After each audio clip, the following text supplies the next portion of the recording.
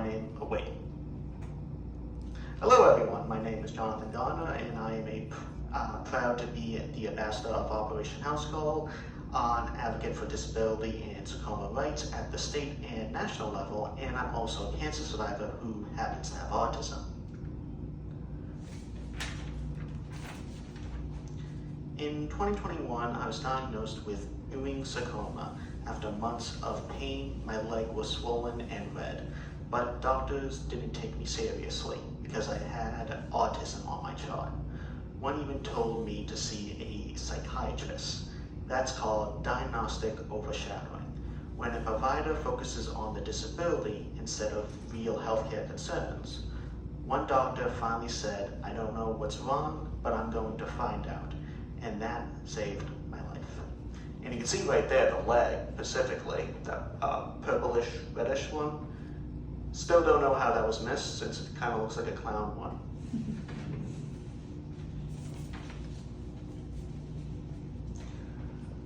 I've also experienced ableism before an endoscopy. Ableism is when assumptions are made about people with disabilities based off of stereotypes rather than treating them as individuals. I was told my behaviors were concerning just for being autistic, even though I had no behaviors at all. Even if I did have behaviors, I would still deserve care.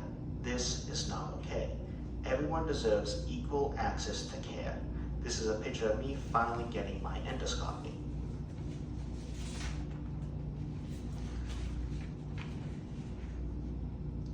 Building trust with my healthcare providers is essential. How can I trust someone with my life if I don't feel safe or respected? I want providers to speak directly to me, not just my support people. Even if I can't speak, I deserve to be addressed and included. People with disabilities may communicate through behaviors, and that needs to be understood, not judged. Everyone deserves respectful and appropriate care. In the photo, right there, I had to go to the ER late at night because my heart was hurting and I was in serious pain. But instead of focusing on that, the nurse focused on the fact that I'm autistic. She spoke to me in a very demeaning voice that made me cry. I became very dehydrated and my mom had to step in and request a different nurse. Only then did I get the care I needed. Now then, I just mentioned a couple of seconds ago that I have a support person. So I want to tell you about support decision making, which is an alternative to godship that lets me choose the trusted people to help me make choices. While I stay in control of my life during my cancer treatments, support decision making helped me protect both my mental and physical health. This is my mom, who is also my support person and my medical overall support person, who is right there. Feel free to ask her questions later.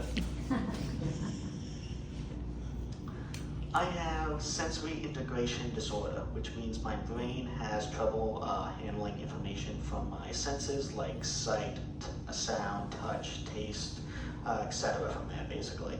This can make everyday experiences feel overwhelming, confusing, or even uncomfortable.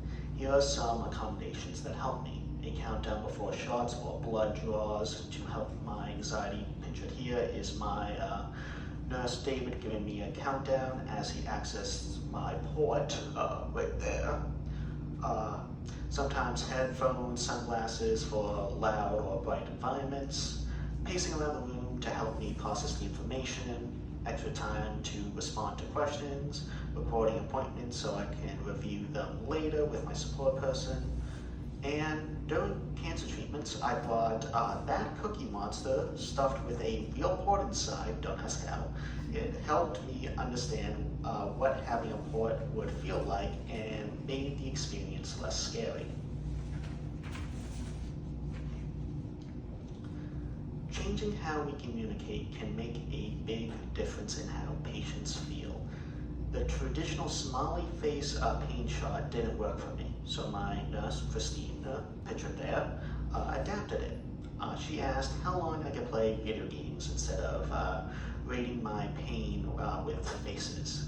If I couldn't play at all, it means that I wasn't high pain. The small change helped me feel understood because she took the time to understand how I process information.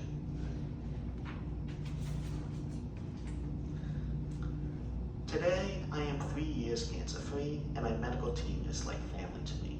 At one checkup, I told them, as hard as it was, I'll do it all again because it brought them all into my life. Pictured here is my entire sarcoma team, and this is Dr. Greg Cody, who told me I should tell you all he is a BU Medical School graduate. He is my favorite doctor. From day one, he noticed my gaming laptop and used that to connect with me. He still starts our visits with asking what game I'm playing. He gained my trust by taking the time to learn what mattered to me. He also made sure to remind me that his goal was to cure, and he would support me through that in any way that helped me. This is my friend Jared. He's medically complex and doesn't communicate with words, but his life matters just as much as mine or yours. As future medical professionals, you have the power to make every patient feel valued, seen, and cared for, even in their hardest moments. Everyone's life matters, and everyone deserves the same access to healthcare. When you open my medical chart, you may see autism, but that's only a small piece of who I am.